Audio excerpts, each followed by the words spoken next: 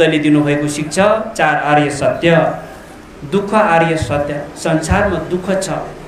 हाम्रो मानव जीवन मात्र होइन, पशु प्राणीहरू, देवी देवताहरू, नाग नागिनीहरू, सबै जगत प्राणीहरूको जीवन दुःखमय छ। यो दुःख त्यसै उत्पन्न भएको हुँदैन। यो कुनै ईश्वर, कुनै दैविक शक्ति, कुनै देवी देवताहरूले श्राप दिएर हामीहरू दुःख उत्पादन गराएको पनि होइन। र कुनै मानिसहरूले सुख, क्षणिक सुख, समृद्धिहरू प्राप्त भएको पनि हामीले देखिन्छ। यो भगवानको आशीर्वाद लागेर उनीहरूको प्रगति उन्नति भएको पनि होइन। यो सबै आफ्नो कर्मको कारणले दुःख सृष्टि भयो, कर्मको कारणले सुख सृष्टि भयो। दुःख र सुख कर्मको कारणबाट सिर्जना हुने गर्दछ। दुःख उत्पादन भयो, यसको पछाडि कारण छ। त्यो के हो? समुदय आर्य सत्य भनेर भन्नुभयो बुद्धले। समुदय आर्य सत्य दुःखको कारण छ। त्यो के हो? क्लेश हो। क्लेश। म भन्ने शब्द आफ्नो सिङ्गो शरीरमा जति निरीक्षण गर्दा पनि, अनुसन्धान गर्दा पनि भेटिँदैन, तर पनि म भनेर हामीले घमण्ड गर्ने गर्दछ। हुँदै नभएको चिजमा हाम्रो मन असत्य हुने गर्दछ। त्यसबाट रिस, राग, द्वेष, मोह आदि आदि कुकर्महरूको विकास हुन्छ। म र मेरो, त्यसबाट क्लेश, क्लेशबाट कुकर्मको विकास हुन्छ। कुकर्मको कारणले दुःख सिर्जना गर्दछ। संसारमा जन्म गराउने कारण के हो भने कुकर्म र क्लेश हो। दुःखको संसारमा जन्म गराउने माता र पिता भनेको कुकर्म र क्लेश हो। कुकर्म र क्लेशको कारणले गर्दा दुःखको संसारमा जन्म हुन्छ। त्यसकारण दुःख निवारण गर्नु छ भने कुकर्म र क्लेशलाई निवारण गर्नु पर्यो। कुकर्म र क्लेश दुःखको कारण हो, यसलाई निवारण गर्न सकिन्छ भनेर बुद्धले निरोध आर्य सत्य, यसलाई निवारण गर्न सकिन्छ है भनेर बताउनु भयो। यसलाई निवारण गर्नको लागि के छ त उपाय भन्दाखेरि बुद्धले प्रतिपादन गर्नुभएको शील, समाधि, प्रज्ञा, यो त्रिशिक्षालाई जीवनमा अनुसरण गर्न सकेमा यो कुकर्म र क्लेशलाई निवारण गर्न सक्छ अनि दुःख हरण हुन्छ, सुख र शान्तिलाई प्राप्त हुन्छ। यसरी यो 4 आर्य सत्य प्रत्येक मानवको जीवन पद्धतिसँग निहालेर हेर्दाखेरि 4 आर्य सत्यको कुरालाई बुझ्न सकेमा जीवनमा धर्म गर्नु पर्दो रहेछ भन्ने विश्वास जागेर आउँछ। जीवनमा हामीले किन धर्म गर्नु पर्दछ त? धर्म गर्नुको कारण के हो? क्षणिक समस्या समाधानको लागि, तत्कालीन विघ्नबाधाहरू हटाउनको लागि, मनोकांक्षा परिपूर्तिको लागि मात्र धर्म गरेको होइन। हामीले सुख चाहेको छ, शान्ति चाहेको छ, समृद्धि चाहेको छ। तर त्यो क्षणिक सुख शान्तिले हामीलाई केही पनि प्रभाव पार्दैन। आज धनी मान्छे, आज सम्पन्न मान्छे पनि विभिन्न विपत्ति आइपरेर भोलि नै कङ्गाल भएको हामीले देख्छौँ। संसार अनित्य। हाम्रो सबै सुख दुःखहरू सबै परिवर्तनशील छ। आज म धनी छु भनेर धन सम्पत्तिमा घमण्ड गर्नु पनि भए छैन। आज म गरिब छु भनेर खुम्चेर हिँड्नु पनि हुँदैन। तपाईँ धनी, तपाईँ गरिब, तपाईँ रोगी, तपाईँ निरोगी, तपाईँ सम्पन्न, तपाईँ विपन्न, सबै तपाईँको कर्मले निर्धारण गर्दछ। तपाईँको सोच विचारले निर्धारण गर्दछ। तपाईँको बानी व्यवहारले निर्धारण गर्दछ। त्यस कारणले संसारको सम्पत्तिहरू पनि एक दिन जति दुःख मेहनत गरेर अर्जन गर्यो, एक दिन त संसारमा छोडेर जान्छ।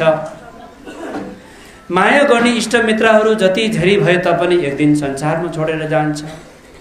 जति सुन्दर सुन्दरी यो पार्थिव शरीर पनि एक दिन संसारमा छोडेर जान्छ। त यो विज्ञानहरू विचित्र, मान्छे मरिसकेपछि पनि यो विज्ञान जीवित रहन्छ। यसले फेरि पनि पुनर्जन्म ग्रहण गर्दछ। यो पुनर्जन्म राम्रो ठाउँमा हुन्छ या दुर्गतिमा हुन्छ, त्यो जीवित अवस्थामा गरेको कर्मले निर्धारण गर्दछ। मरिसकेपछि लाखौँ धनराशि खर्च गरेर कार्य गर्ने, जीवनमा कुकर्म गर्ने, त्यसले स्वर्ग प्राप्त हुँदैन, त्यसले निर्वाण प्राप्त हुँदैन। त्यसकारण मृत्यु पश्चात कर्त परिवारले कार्य गर्नु नपर्नको लागि त जीवित अवस्थामै उपाय अपनाउनु पर्यो। आफूले कुशल कर्म गर्नु पर्यो। शरीर वचन चित्तबाट पञ्चशील पालना गर्ने, बुद्धले दिनुभएको 4 आर्य सत्यको अभ्यास गर्ने। यो गर्दै गएमा के भयो भन्दाखेरि आफ्नो कार्य आफैले गर्यो। मृत्यु पश्चातको पुनर्जन्म सुकौतीमा हुन सक्ने कर्म जीवित अवस्थामा जो व्यक्ति स्वयं आफैले सञ्चय गरेको छ भने मृत्यु पश्चात ऊ सजिलैसँग राम्रो ठाउँमा उसको पुनर्जन्म हुन्छ।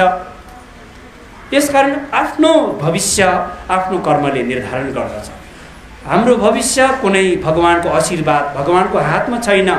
मृत्यु हुने बेला आयो र भगवान मलाई बचाइदिनुहोस् भनेर संसारभरि भएको देवी देवताहरूलाई पुकार गर्दा पनि मृत्युको मुखबाट बचाउन सक्दैन। जब मानिसमा विभिन्न प्रकारको दुःख तनावहरू आइपर्छ त्यो तत्कालीन दुःख तनावहरू पनि कुनै भगवानको आशीर्वादको कारणले हटाउन सक्दैन।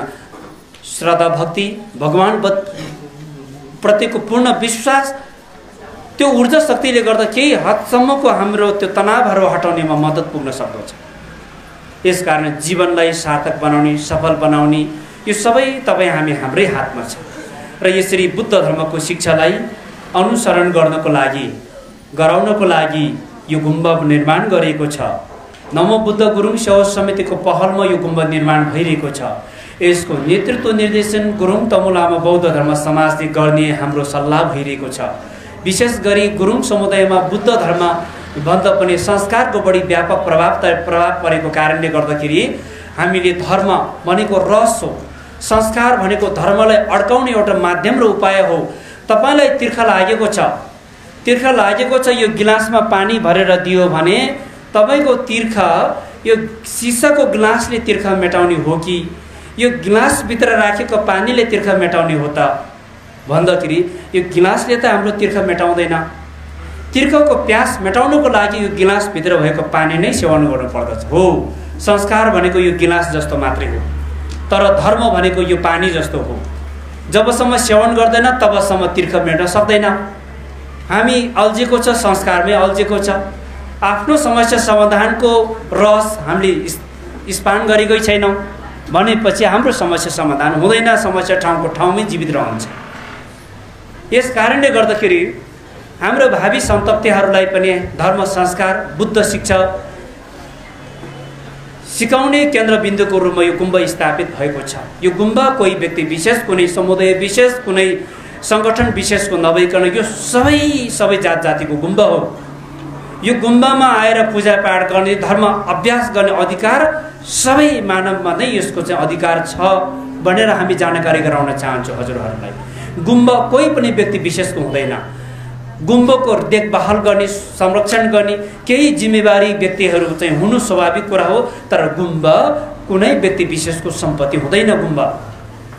यो गुम्बा बन्न गइरहेको छ भविष्यमा काठमाडौँ राजधानीमा गुरुङ समुदायको पहलमा सबै बौद्ध धर्मावलम्बीहरूको सहयोगमा र सम्पूर्ण शान्ति प्रेमी भक्तजनहरूको सहयोग समर्थनमा यो गुम्बा बनाउने हाम्रो सपना हो।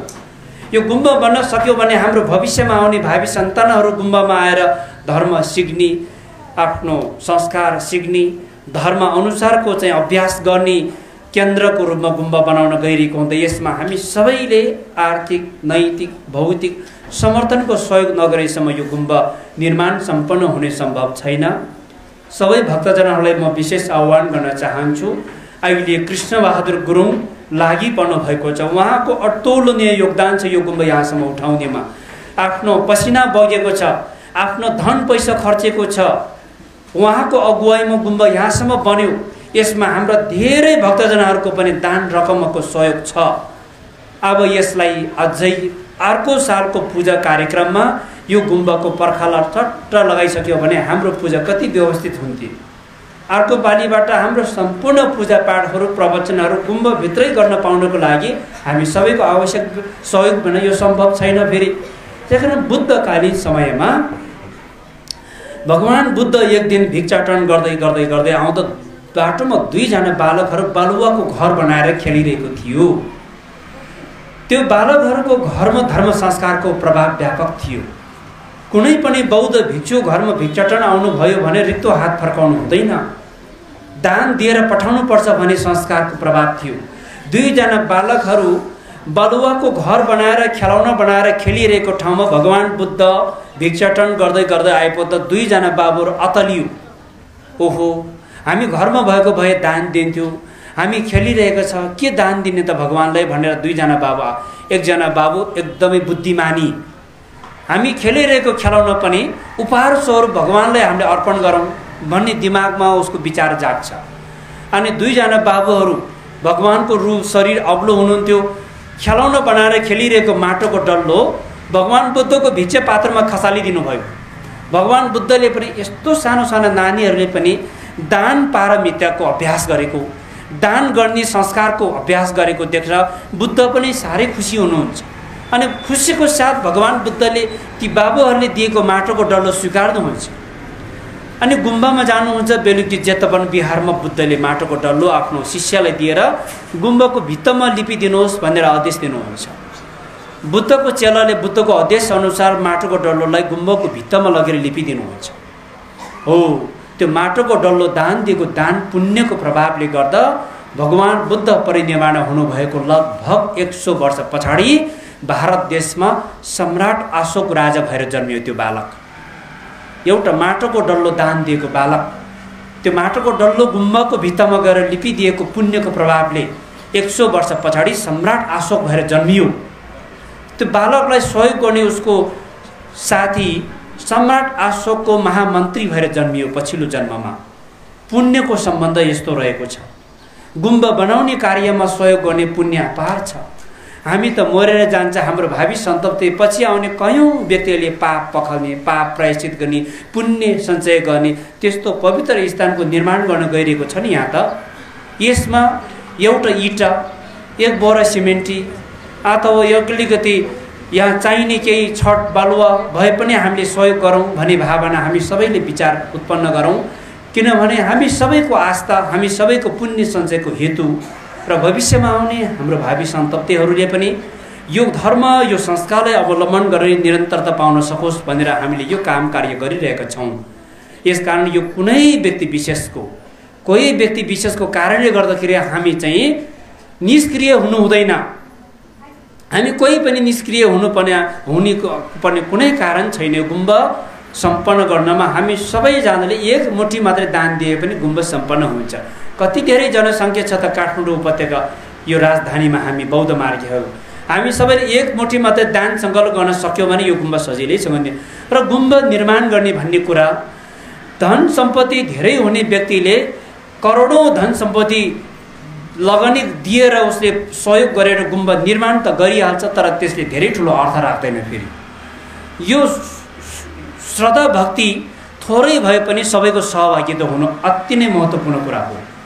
हामी सबैको श्रद्धा भक्ति 2-4 पैसा भए पनि हामी सबैको दान पुण्य यहाँ सञ्चय, यहाँ सहभागिता भएको छ भने हाम्रो पनि आस्थाको केन्द्र बन्छ।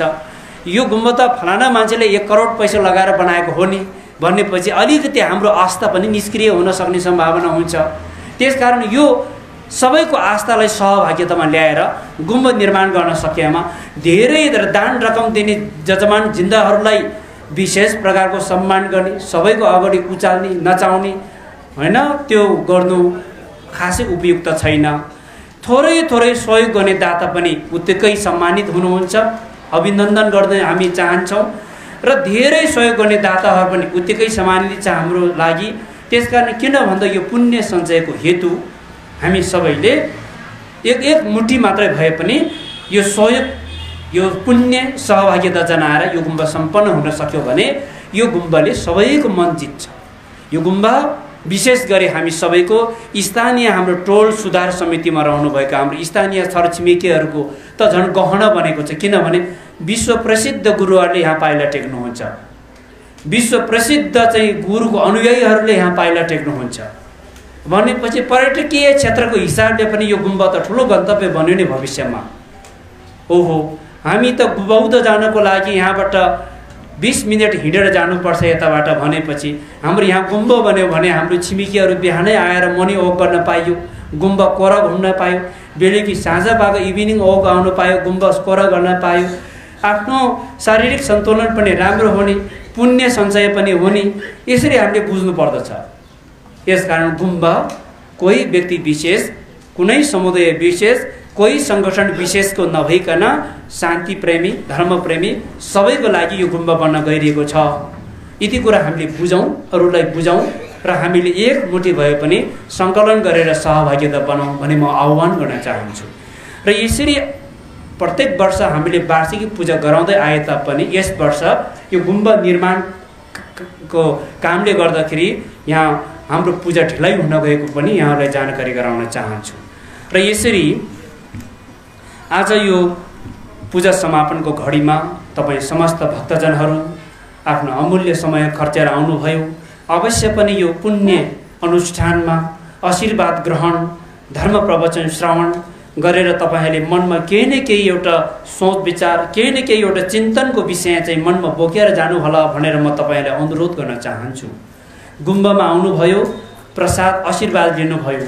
गुम्बामा आउनु नहुने तपाईँको छोराछोरी नाति नातिनीले भरे गएर सोध्यो भने के भन्ने त? आशीर्वाद थापेर आयो, खोइ आशीर्वाद कहाँ छ देखाऊ भनिहाल्यो भने अप्ठ्यारो पर्छ। फेरि आशीर्वाद के देखाउने त? यहाँबाट लगेको प्रसादको पोको यही हो आशीर्वाद भनेर देखाएर भएन। आशीर्वाद भनेको चिज अति नै बहुमूल्य चिज, जो खोजेर नपाउने, किनेर नपाउने, सापट लिएर नपाउने आशीर्वाद। जब यहाँ आएर आज तपाईँ कति दुःख गरेर बस्नुभयो, तपाईँले आत्मसन्तुष्टि, आनन्द, एउटा आनन्दको अनुभूति गरेर तपाईँ फर्किनुहुन्छ भने आशीर्वाद त्यही हो। त्यो किनेर पाउँदैन, त्यो खोजेर पाउँदैन, कसैको एक सापट लिएर पनि पाउने चिज हुँदैन त्यो चिज। यो पाउनको लागि तपाईँहरू दुःख कष्ट गर्नुभएको छ। तपाईले त आशीर्वाद लिनको लागि कति कुरा गुमाउनु भयो त? आफ्नो समय गुमाउनु भयो, आफ्नो आफूले घरबाट कसैले धान चामल ल्याउनु भयो, प्रसाद ल्याउनु भयो, भेटी ल्याउनु भयो, गुरु दक्षिणा चढाउनु हुन्छ। यो कुराहरू तपाईले कति यो पाउनको लागि, यो आनन्द पाउनको लागि, यो सन्तुष्टि पाउनको लागि तपाईले धेरै कुरा खर्चिनु भएको छ। र यो कुराहरू खेर जान दिनु हुँदैन। यो सुनेको कुरालाई जीवनमा सदुपयोग गर्ने, पञ्चशील पालना गर्ने र जन्म मृत्यु कर्मकाण्ड लामा बौद्ध विधि अनुसार कर्मकाण्ड सीमित नभइकन हामी बुद्धिस्ट हो, हामी बौद्ध मार्गी हो भनेर हामीले गरिरहेको योगदानले पनि भविष्यसम्म निरन्तरता पाउनको लागि हामीले विशेष ध्यान दिनु आवश्यकता छ। मैले भन्दै आएको छु, गुम्बा बनाउने काममा, पुण्यमा लाखौँ धनराशि सहयोग गरेर पुण्य कमाउने भक्तजनहरू घरमा कहिले पनि एक दिन पनि लामा नपढाउने, एउटा लुङ्दा पनि नहाल्ने भक्तजनहरू देख्दाखेरि हामीलाई चिन्ता लाग्छ मनमा। तपाईँले दिएको योगदानले निरन्तरता नपाउने भयो कि भनेर चिन्ता लाग्छ। त्यसकारण यस्तो खालको चाहिँ हामीले विचार गर्नुपर्ने हुन्छ। जुन क्षेत्रमा, जुन धर्मको मार्गमा तपाईँले लगनी गर्नुभयो, भविष्यमा फल उत्पादन गर्नको लागि तपाईँ आफै पनि त्यसको अभ्यास गर्नुपर्छ। दुईवटा डुङ्गामा खुट्टा हालेर समुद्र पार गर्नु भन्ने कुरा असम्भवको कुरा हो। सबै धर्मलाई सम्मान गर्नुहोस्, तर एउटा धर्मको मार्गदर्शनलाई अनुसरण गरेर तपाईँ अगाडि बढ्नुहोस्। तपाईँ गन्तव्यमा पुग्नुहुन्छ। तपाईँको कारणले तपाईँको भावी सन्तानलाई साह्रै ठुलो दुविधामा पार्नुहुन्छ। धर्मै नमाने नास्तिक बनि गयो भने के गर्ने झन्? त्यसकारण एउटा धर्ममा लाग्नुहोस्, अरू धर्मको सम्मान गर्नुहोस्। तपाईँले यो नै हाम्रो लागि सबैभन्दा महत्त्वपूर्ण हुन जान्छ। बिस्तारै हामीले बौद्ध धर्म अनुसार कर्मकाण्ड मात्र नभइकन धर्म अभ्यास पनि हामीले गर्नुपर्दछ भने हामीलाई त्यो जागिसकेको छ। त्यो जागरण बिस्तारै बिस्तारै आउँदैछ हामीमा।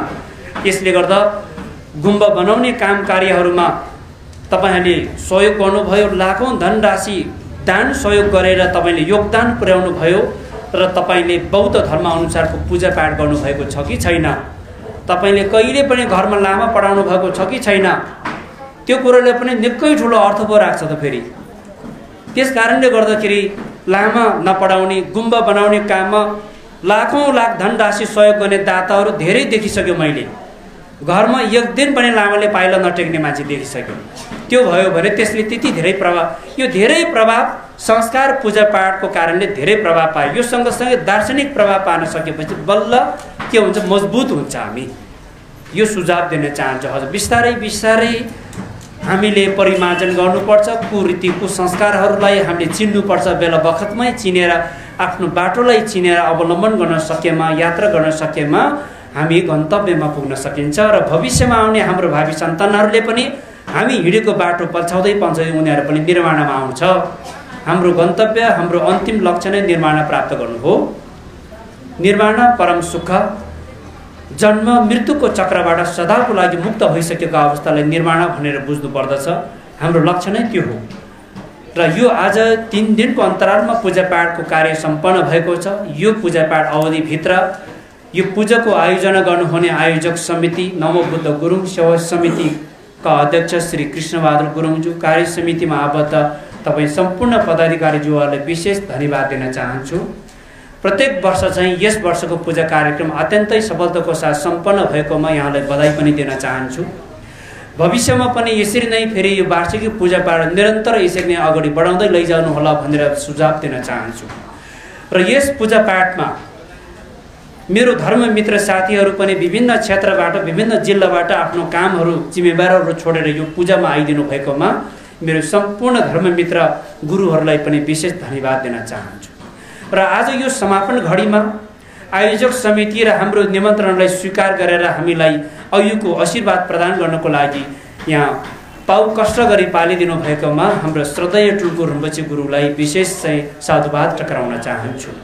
र तपाईँ सम्पूर्ण यस पूजा कार्यक्रममा सहयोग गर्नुहुने दाताहरू जिन्दाहरू, तपाईहरू कोही 3 दिनसम्म आउनुभयो, कोही 2 दिन, कोही आज समापन घडीमा उपस्थित हुनुहुने तपाईँ सम्पूर्ण श्रद्धालु भक्तजनहरूलाई आयोजक परिवारको तर्फबाट र हामी लामा बौद्ध समाज केन्द्रको तर्फबाट तपाईहरूको सुस्वास्थ्य, दीर्घायु, उत्तर प्रगतिको लागि हामी भगवान बुद्ध त्रिरत्नसँग प्रार्थना गर्दछौँ। भविष्यमा पनि हामीले यस्तो कार्यक्रमहरू जस्तै आषाढको 2 गते पूर्णिमाको दिनमा आनन्दनगर तमु बौद्ध सेवा समितिको आयोजनामा नमग्यालमाको पूजा हुन गइरहेको छ। यो सम्भवतः पहिलो पटक हो गुरुङ समुदायले आयोजना गरेको। यो 1000 बत्ती बाल्ने, 1000 चाहिँ पूजा गर्ने, मन्त्र वाचन गर्ने यो पूजा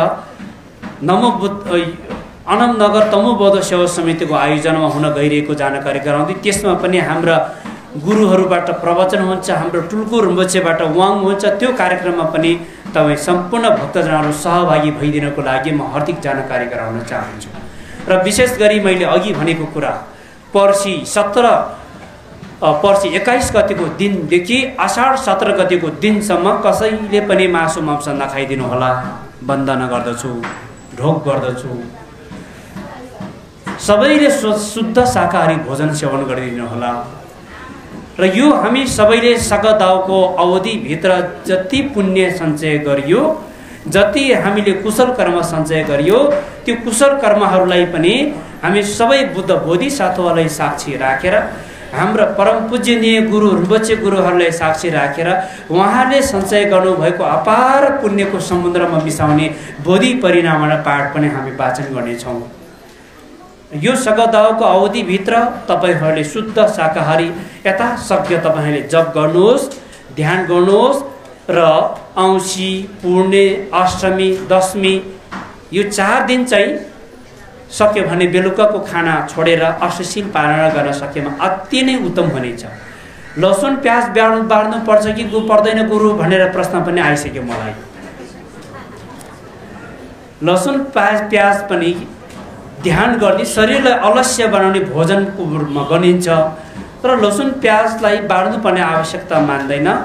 व्रत बसेको बेलामा अष्टमी, दशमी, पूर्णिमा, औँसीको दिन यो 4 दिनमा लसुन प्याज पनि नखानु भएमा अति नै उत्तम हुनेछ। अरू समयमा ठिकै छ, अब मासु मांस नखानुहोस् पर्सिको दिनदेखि, यो मेरो अनुरोध छ। अनि एउटा के छ भने अब जिज्ञासा धेरै उठ्छ। बौद्ध धर्म फरक प्रकारको सिद्धान्त छ, फरक प्रकारको संस्कार छ।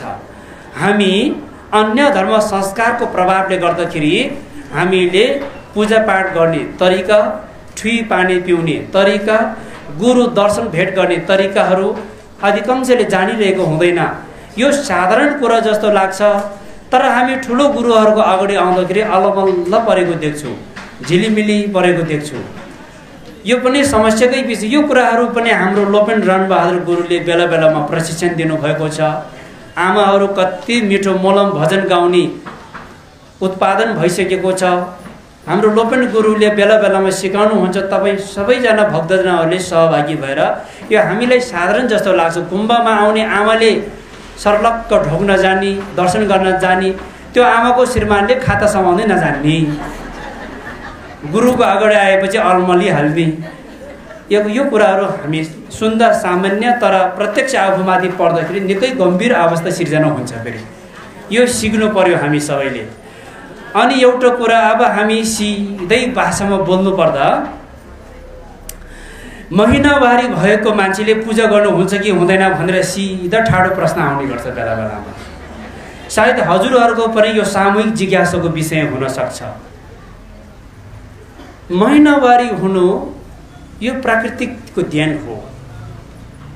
महिनावारी भएपछि जुठो हुने, त्यस कारणले पूजापाठ गर्न नहुने कुरा बुद्ध धर्ममा छैन। यो कुरा महिनावारी भएपछि व्रत बस्न नमिल्ने, पूजापाठ गर्न नमिल्ने, गुरु दर्शन गर्न नमिल्ने, यो कुराहरू अहिले बिस्तारै बिस्तारै वैदिक धर्म, ब्राह्मण, हिन्दू धर्ममा पनि यो कुराहरू मेटाउँदै आएको छ बिस्तारै। विचार गर्नुहोस् त हजुरहरूले, हिजो कुनै बेला कुनै राजा महाराजाहरूको पालामा बनाएको विभिन्न नियम उपनियमहरू अहिले आएर अनुसन्धान गर्दाखेरि त्यो गलत रहेछ, त्यो भ्रम रहेछ भन्ने कुरा पुष्टि हुँदै हुँदै आएको छ। यस्तो प्रकारको रूढिवादी परम्पराहरू अहिले बिस्तारै बिस्तारै जनचेतनाको विकास हुँदै आएपछि यो आफै समाधान हुँदै आएको छ। यस्तो भ्रममा हामी कोही पनि डुब्नु हुँदैन। हामी आध्यात्मिक ज्ञान, धर्म, दर्शनको यात्रा गर्ने व्यक्तिहरू यस्तो प्रकारको भ्रममा, अन्धविश्वासको कुराहरूमा डुब्यो भने हामी अगाडि बढ्न सक्दैन। त्यसकारण बौद्ध धर्ममा महिनावारी भएको व्यक्तिहरूले पूजापाठ गर्न सकिन्छ, पूजापाठ गर्न मिल्छ, व्रत बस्न मिल्छ, गुरु दर्शन गर्न मिल्छ, वाङ थाप्न मिल्छ भनेर म तपाईँहरूले स्पष्ट पार्न चाहन्छु आजदेखि। यदि कुनै आमाहरू, कुनै दिदी बहिनीहरूको मनमा यस्तो प्रकारको विचार बोकेर बसेको छ भने त्यो आजदेखि डस्टबिनमा हाल्नुहोस्, आजदेखि क्लियर पार्नुहोस् त्यो कुरा। त्यस्तो कुराहरू मनमा बोकेर बस्नु हुँदैन हामी चाहिँ। र त्यो कुराहरू तपाईँहरूले अवगत गराउँदै अब समयको पाबन्दीले फेरि पनि तपाईँ भक्तजनहरू हाम्रो प्रत्येक वर्षको यो वार्षिकी पूजापाठमा यसरी नै सहभागी भएर हामीलाई साथ दिनुहोला भन्ने तपाईँ सबैजनालाई विशेष साधुवादको साथ आजको यो धर्म प्रवचन, यो प्रस्तुति यहीँ विश्राम गर्न अनुमति चाहन्छु। धन्यवाद। भवतु सर्वमङ्गलम्।